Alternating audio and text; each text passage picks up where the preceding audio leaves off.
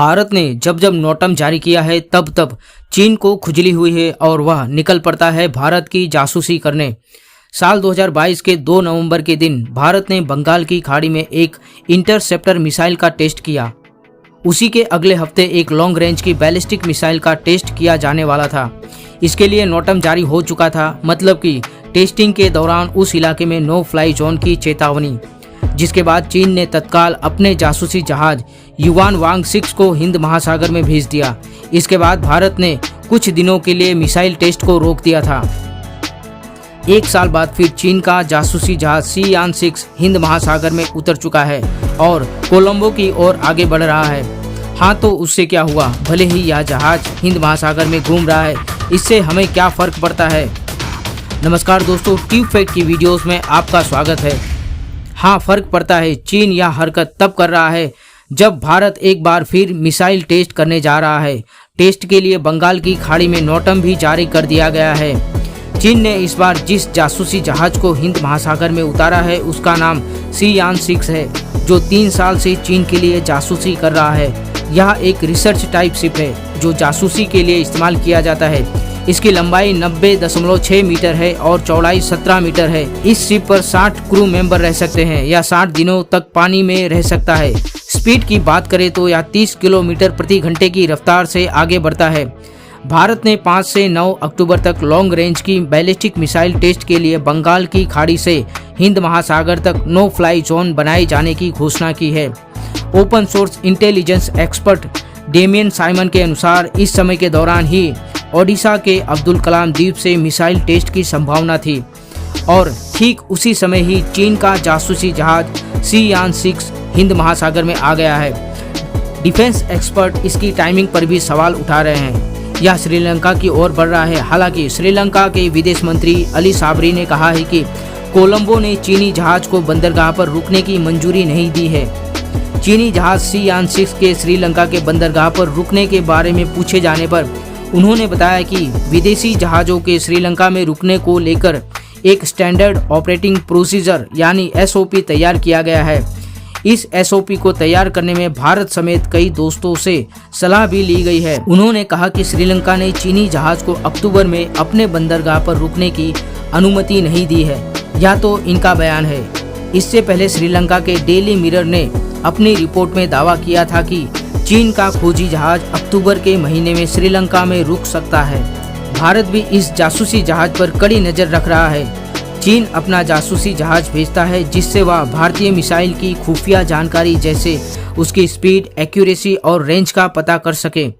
Defence expert JS सोडी कहते हैं कि पिछले साल भी जब भारत बैलिस्टिक मिसाइल का टेस्ट करने वाला था तब भी चीन ने जासूसी जहाज युवान वांग 6 हिंद महासागर में भेजा था, जिससे भारत ने टेस्ट को कुछ दिनों के लिए टाल दिया था।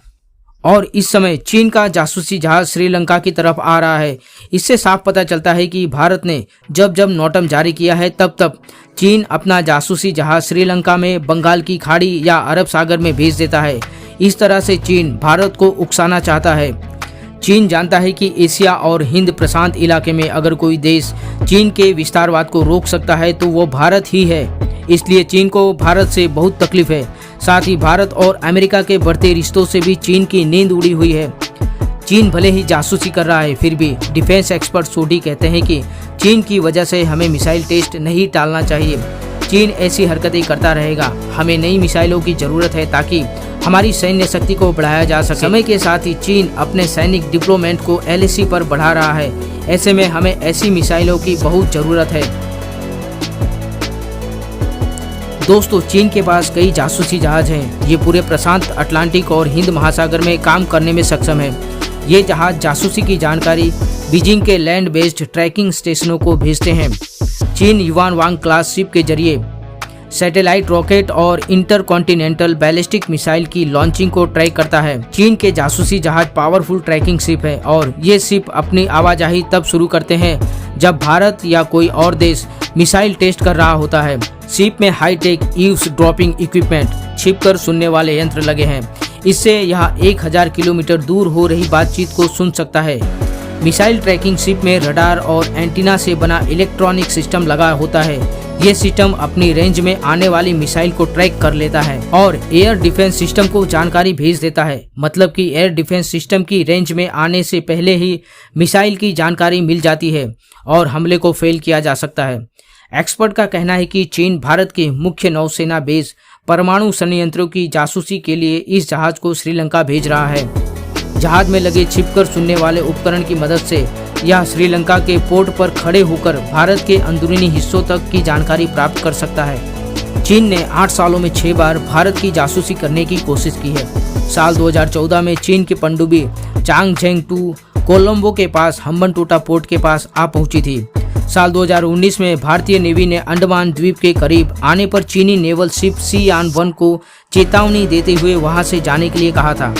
साल 2020 के जनवरी में 4 से 6 चीनी रिसर्च शिप हिंद महासागर क्षेत्र में दिखे थे। इनको लेकर भारतीय नेवी सतर्क हो गई थी। साल 2022 के 16 से 22 अगस्त तक चीन का जासूसी शिप युवान वांग 5 श्रीलंका के हम्बनटोटा पोर्ट पर रुका था। इस पर भारत ने श्रीलंका के सामने विरोध किया था। 2022 के नवंबर में जब भारत बंगाल की खाड़ी में मिसाइल परीक्षण कर रहा है, ठीक उसी समय हिंद महासागर में चीन का जासूसी शिप युवान वांग 6 देखा गया है। और अब साल 2023 में 5 से 9 अक्टूबर के बीच भारत बंगाल की खाड़ी में मिसाइल परीक्षण करने वाला है और ठीक इसी समय चीन का जासूसी जहाज शियान 6 हिंद महासागर में श्रीलंका की ओर बढ़ रहा है। इस समय पूरी दुनिया में सिर्फ 5 देश ऐसे हैं जिनके पास मिसाइल ट्रैकिंग शिप है और वो देश हैं भारत, चीन, फ्रांस, रूस और अमेरिका। ट्रैकिंग शिप बनाने की शुरुआत सबसे पहले अमेरिका ने की थी। अमेरिका ने अपने मिसाइल प्रोग्राम को सपोर्ट करने के लिए दूसरे विश्व युद्ध के बाद बचे हुए जहाज़ों को ट्रैकिंग शिप में बदल दिया और उसके बाद से अमेरिका ने 25 से ज़्यादा ट्रैकिंग शिप बनाए। भारत ने भी अपना पहला मिसाइल ट्रैकिंग शिप ध्रुव 10 सितंबर 2021 को लॉन्च किया था। ध्रुव AESA active electronic scanned array radar से लैस है। AESA को रडार टेक्नोलॉजी की सबसे उन्नत तकनीक माना जाता है। यह रडार अलग अलग ऑब्जेक्ट्स का पता लगाने के साथ साथ दुश्मन की सैटेलाइट्स पर भी नजर रखता है। इसकी मदद से किसी मिसाइल की क्षमता और उसकी रेंज का पता लगाया जा सकता है। ध्रुव परमाणु मिसाइल को ट्रैक करने के साथ साथ बैलिस्टिक मिसाइल और लैंड बेस्ड सैटेलाइट्स को भी ट्रैक कर सकता है और यह समुद्र में 2000 किलोमीटर तक 360 डिग्री नजर रख सकता है। शिप पर कई रडार्स का कॉम्बिनेशन सिस्टम लगाया गया है जो एक ही साथ मल्टीपल टारगेट पर नजर रख सकता है।